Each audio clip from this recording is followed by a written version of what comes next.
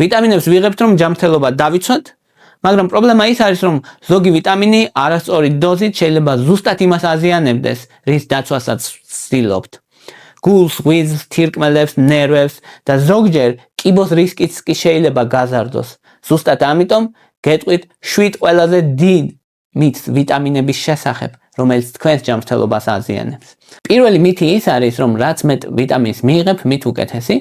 ერთი შეხედვით შეიძლება ჟღერდეს ლოგიკურად, რადგან ზოგადად ვიტამინები დეფიციტურია, ჩვენ გვჭირდება რომ მივიღოთ, ხილი ბოსტნეული და მცენარეული საკვები და ბუნებრივი საკვები მათ შეიცავს დაბალი დოზებით, როგორც წესი და საკმარისი რაოდენობით ვერ მივიღებთ, შესაბამისად რაც მეც მივიღებთ, მით უკეთესი. მაგრამ ეს სიმართლე ყოველთვის არ არის. მაგალითად, ცხიმში ხსნადი ვიტამინები, A, D, E და K ვიტამინები შეიძლება გადავიდეს ცხიმში, დაგროვდეს იქ თუ მაღალი დოზებით მიიღებთ და გამოიწვევს ორგანიზმის ტოქსიურობა. მაგალითად, ზოგჯერ ადამიანები ვიტამინ D-ს იღებენ სხვადასხვა ფორმით. თუ შენ იღებ როგორც ვიტამინების კომპლექსს, იღებ როგორც იმუნიტეტის კომპლექსს და ვიტამინ D-ს ცალკე. სამი სხვადასხვა წყაროა და თავისუფლად შეიძლება რომ გადააჭარბო მნიშვნელოვნად დასაშვებ დოზას და ეს თუ გაგრძელდა დიდი ხნის განმავლობაში, ეს გამოიწვევს პრობლემებს. კალციუმის დონე მოიმატებს სისხლში, ხშირი შავდვა ექნება ადამიანს, თირკმელში ქვები განუვითარდება, თირკმელები დაზიანდება და ბოლოს შეიძლება გულიც კი დაზიანდეს. თუ წონის კლება ბერჯერ დაიწყე, მაგრამ შუა გზაზე мотиваცია დაგეკარგა, ეს არ ნიშნავს რომ პრობლემა შენშია. ხშირად პრობლემა არის რომ ადამიანს არ აქვს სტრუქტურა, ხარდაჭერა და გასაგები გზა. ზუსტად ამიტომ შევქმენით 21 დღიანი წონის კლების მარათონი, სადაც გექნება ჯანსაღი გემრიელი კვების რეჟიმი, მენტორშიპი და ჯგუფის მხარდაჭერა, სადაც ყოველდღიური პროგრესის გაზიარება ხდება. ამ წონის კლების მარათონის ღირებულება არის 79 ლარი, დეტალებისთვის მოგწერე WhatsApp-ზე, ნომერი მითითებულია. მეორე მაგალითი, B კომპლექსი ნერვებისთვის იღებენ ადამიანები B კომპლექსს ხშირად B ჯგუფის ვიტამინებს და ხშირად ამას აკეთებენ დიდი ხნის განმავლობაში. და რა ხდება? პირიქით ხდება. იმის ნაცვლად რომ B ვიტამინებმა განსაკუთრებით B6-ემ დაიცვას ნერვული სისტემა, აზიანებს ნერვულ სისტემას და პერიფერიული ნეიროპათია შეიძლება გამოიწვიოს ჩხლეტა, დაბუჟება და სიარულის ბალანსის დარღვევები. და მესამე მაგალითი, მწველები ბეტა-კაროტინს იღებდნენ ხოლმე რომ ფილტვების დასაცავად, რომ ანტიოქსიდანტია, კაია და ეს ოქსიდაციურ სტრესს იწვევს სიგარეტი და ამისგან იცავ. სინამდვილეში აღმოჩნდა რომ მწველებში, ვინც ბეტა-კაროტინს იღებდნენ, კიდე 18%-ით გაზრდილი იყო ფილტვის კიბოს რისკი. ანუ დაცვა კი არა, პირიქით, კიბოს რისკი გაზარდა. ამიტომ უნდა ვიცოდეთ რას ვაკეთებ. მეოთხე მაგალითი, როცა ადამიანი ორსულობას გეგმავს, ან ორსულად არის, ვიტამინი A-ს წარმოებულების მიღება არ შეიძლება, მაგალითად რეტინოლის ესთერები და ასე. რატო? ბავშვის განვითარების პრობლემების, დეფექტების რისკებს ზრდის. შესაბამისად, დიდი რაოდენობით ვიტამინები ყოველთვის სასარგებლო არ არის. მეორე დიდი მითი არის, რომ ბუნებრივი ყოველთვის ჯობია ქიმიურს. ეს წინადადება ძალიან ლამაზად ჟღერს და ადამიანს უყვარს ხოლმე ბუნებრივია, მაგრამ ყოველთვის სწორი არ არის. ბუნებრივი ყოველთვის არ ნიშნავს ავტომატურად უსაფრთხოს და ქიმიური არ ნიშნავს ავტომატურად საშიშს. სინამდვილეში ჩვენი სხეული ქიმიურად მუშაობს. ჟანგბადი ქიმიური ნივთიერებაა, წყალი, გლუკოზა ქიმიურია, ჰორმონები, ვიტამინები, ყველაფერი ქიმიაა. შესაბამისად, ანუ კითხვის დასმა რომ ბუნებრივი თუ ქიმიური ყოველთვის სწორი არ არის. გააჩნია ადამიანს რა ჭირდება, რა დოზით ჭირდება და რა ფორმით ჭირდება. მაგალითად, ორსულებს ჭირდებათ ფოლიუმის მჟავა. ორსულებს რა ნაყოს ჭირდება განვითარებისთვის, ნერვული ღეროს დეფექტი რომ არ განვითარდეს, როგორც სამშენებლო მასალა ნერვებისთვის, ესე მოქმედებს ნერვული სისტემისთვის ფოლიუმი. ფოლიუმი აუცილებელია ყველა ორსულისთვის და ყველა ორსულს ენიშნება ფოლიუმი. ხო, ფოლატი კი შედის იმაში მწვანილებში, ლობიოში, ბოსტნეულში, მაგრამ პრობლემა ისაა, რომ საკვებით საკმარისი რაოდენობით ვერ იღებ და იმ დროის მცირე კონკრეტულ მონაკვეთში საჭიროა საკმარისი რაოდენობით ფოლიუმის მიღება, ამიტომ საუკეთესო გამოსავალი არის სტანდარტიზებული დოზა, არა ბუნებრივად რომ მწვანილი ჭამო, არამედ რომ საკვები დანამატი მიიღო. მეორე მაგალითი არის B12. ადამიანი შეიძლება ამბობდეს, რომ ყველაფერს ვიღებ ბუნებრივად და ყველაფრის მიღება შემიძლია ბუნებრივად, მაგრამ ვერა. განსაკუთრებით თუ ვეგანი ხარ, ვერ მიიღებ B12 საკმარისი ოდენობით. იმიტომ რომ ხილს ბოსტნეულში და მცენარეებში არ შედის საკმარისი რაოდენობით B12, რაც ადამიანს ჭირდება, მხოლოდ ცხოველურ საკვებშია. ან ადამიანს აქვს კუჭის პრობლემები, კუჭის მჟავის დაქვეითება მაგალითად, იღებს ომეპრაზოლს, ლანსოპრაზოლს, პანტოპრაზოლს, ანუ კუჭის დამცავებზე დიდხანს არის ადამიანები და ბევრი ადამიანია კუჭის დამცავზე დიდხანს. ან იღებს მეტფორმის, ასეთ ადამიანებს უმცირდებათ კუჭის მჟავის წარმოქმნა, უმცირდებათ B12-ის შეწოვა და უვითარდებათ B12-ის დეფიციტი. და თუ ელოდებ ბუნებრივად რომ ეს შეივსო ეს რეზერვი, ბუნებრივად ვერ შეივსებ და ამ დეფიციტმა შეიძლება გამოიწვიოს ანემია, დაბუჟება, ჩხლეტა, მეხსიერების გაუარესება და ზოგჯერ ნერვების დაზიანება. ამიტომ B12-ის დანამატი არ არის ქიმიური მტერი პირიქით, ის შეიძლება იყოს შენი ნერვების გადამრჩენელი. და მესამე მაგალითია D ვიტამინი. D ვიტამინს ბუნებრივად ვიღებთ მზისგან და რა თქმა უნდა ეს კარგია, მაგრამ D ვიტამინის გარდა მზე შეიცავს ულტრაისფერ სხივებსაც, რომელიც აზიანებს კანს, კანის უჯრედებს, იწვევს კანის დაბერებას და კანის კიბოს რისკს ზრდის მნიშვნელოვნად. ამიტომ ადამიანს თუ აკლია D ვიტამინი და დაწვევა მთელი დღე მზეზე, ეს არ არის სწორი მიდგომა. ამ დროს ჯობია რომ ქიმიური საკვები დანამატი D ვიტამინი მიიღოს. ეს არის ამ დროს დაცვა. და კიდევ ერთ მაგალითს გეტყვით, მაგალითად ღვიძლი. ღვიძლი ბუნებრივი საკვებია, რომელიც მდიდარია ვიტამინებით, მასში განსაკუთრებით დიდი რაოდენობით არის A ვიტამინი, ანუ რეტინოლი. ორსულობის დროს კი ზედმეტი რეტინოლი შეიძლება იყოს საშიში ნაყოფის განვითარებისთვის. ამიტომ აქ არის პარადოქსი, რომ ბუნებრივი ღვიძლი ზოგ სიტუაციაში შეიძლება იყოს სარისკო. ისაც დიდი რაოდენობით ღვიძლის მიღება არ შეიძლება ზედმეტად რკინას იღებ, მაგრამ ორსულობაში განსაკუთრებით სარისკოა. ამიტომ ბუნებრივ და ქიმიურ შორის ბრძოლა არ არის სწორი აზროვნება. და მესამე დიდი მითი არის რომ მულტივიტამინი ცუდკვებას ანაცვლებს. ადამიანებს აქვთ შინაგანი განცდა, რომ თუ მულტივიტამინებს მივიღებ, შემინლია რომ არ ვჭამო საკმარის რაოდენობით ხილი, ბოსტნეული და ესეთი საკვები, რადგან მე მულტივიტამინებით დაცული ვარ, ყველაფერს ვიღებ, რაც ჩემს ორგანიზმს სჭირდება. მაგრამ ეს ასე არ მუშაობს, რადგან საკვები არ არის მხოლოდ ვიტამინების ყუთი. საკვები არის მთელი სისტემა. მაგალითად, როცა ლობიოს ჭამ, შენ იღებ არა მხოლოდ ვიტამინებს, არამედ ბოჭკოს, მცენარეულ ცილას, მინერალებს, ნელ ნახშირწყლებს, ნივთიერებებს, რომელიც ნაწლავის ბაქტერიისთვის არის აუცილებელი და კვებავს მათ. მეორე მაგალითი, როცა შენ ჭამ ხილს, შენ იღებ არა მარტო ვიტამინ C-ს, არამედ წყალს, ბოჭკოვანს, პოლიფენოლებს, ანტიოქსიდანტებია და სხვა მრავალ ნივთიერებას, რომელიც უჯრედებს ეხმარება ქიმიური სტრესისგან დაცვაში. როცა ჭამ თევზს, შენ არ იღებ მარტო ვიტამინებს, შენ იღებ ცილებს, ომეგა-3 ცხიმოვან მჟავებს, იოდს, სელენს და კიდე სხვა მინერალებს. შესაბამისად, საკვები არის ის კომპლექტი, რომელიც ყველაფერს შეიცავს, მათ შორის ვიტამინებსაც. დაახლოებით ესეთი რაღაცაა, რომ მარტო ლურსმნები გქონდეს და სახლის აშენებას ცდილობდე. არა, აგური, ცემენტი, ხერკინა, მუშა საჭიროა იმისთვის, რომ სახლი ააშენო. მეოთხე დიდი მითი არის, რომ C ვიტამინი მაღალი დოზებით კარგია. ადამიანებს აქვთ განცდა, ვინაიდან ჩვენი იმუნიტეტისთვის აუცილებელია C ვიტამინი, ის მონაწილეობს კოლაგენის წარმოქმნაში, ცილების შექმნაში, რომელიც კანისთვის, სისხლძარღვებისთვის, ღრძილებისთვის, სახსრებისთვის, ჭრილობის შეხორცებისთვის არის აუცილებელი. ამიტომ ადამიანებს ხშირად აქვთ განცდა, რომ რაც მე C ვიტამინის მიიღებ, მით უკეთესია.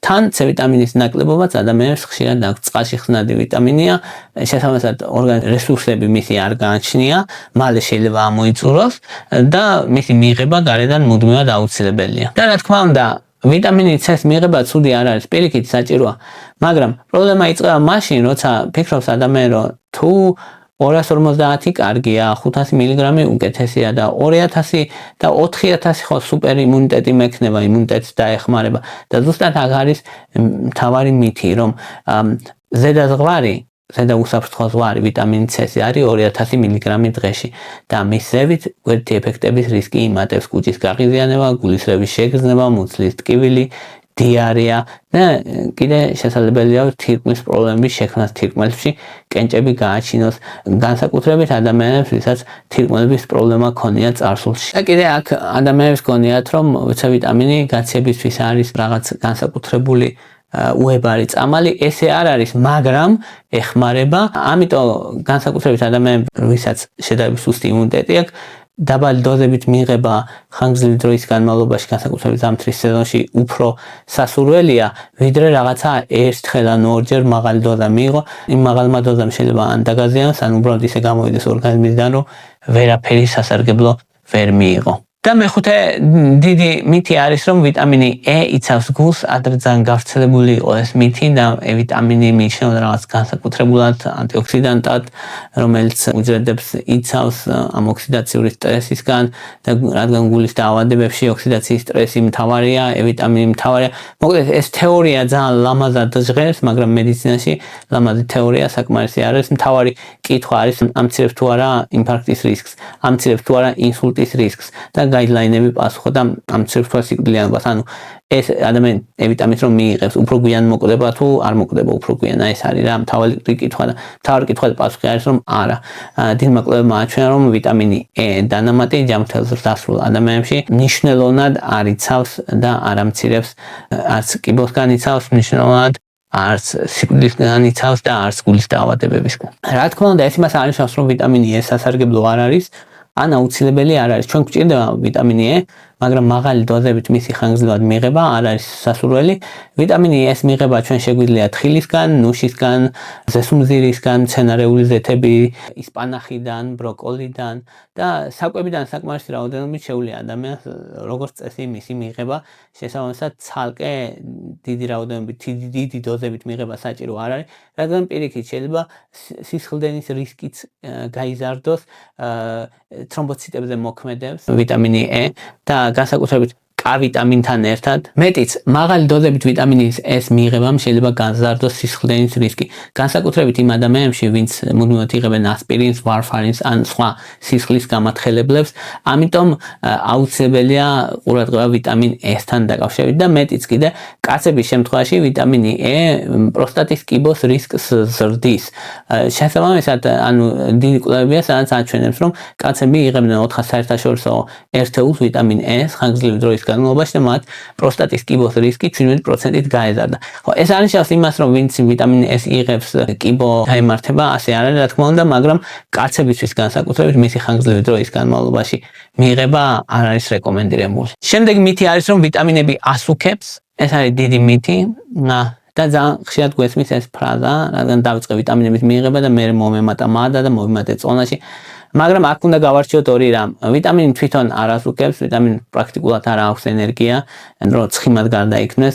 წონაში იმატებს ადამიანი ის, ვინც ჭამს ბევრს და ხარჯავს ნაკლებ ენერგიას. ანუ ვიტამინი არ არის პური, არ ჩაქარი, არ ცხიმი, რომ წონაში მოგემატებინოს.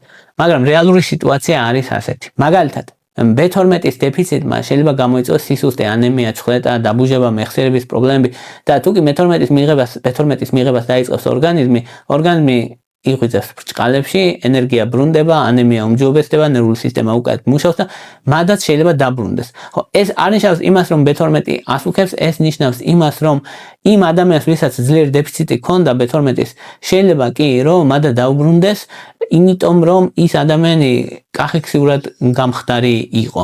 მეორე მაგალითი არის ვიტამინი B1, ანუ თიამინი. თიამინის დეფიციტი იწვევს მადის დაკარგვას, წონის კლებას, კუნთების სისუსტეს, მეხსიერების პრობლემებს, ნერვული სისტემის პრობლემებს და ეს ხშირად არის, რომ მაგალითად აი ალკოჰოლიკები ვინც არიან, ვისაც აქვს ცუდი კვება, ალკოჰოლს ჭარბად გამოიყენებს და ხანგრძლივი ღებინება, შეწოვის პრობლემები და ხო, ისინი კახექსიურად გამხდრები არიან.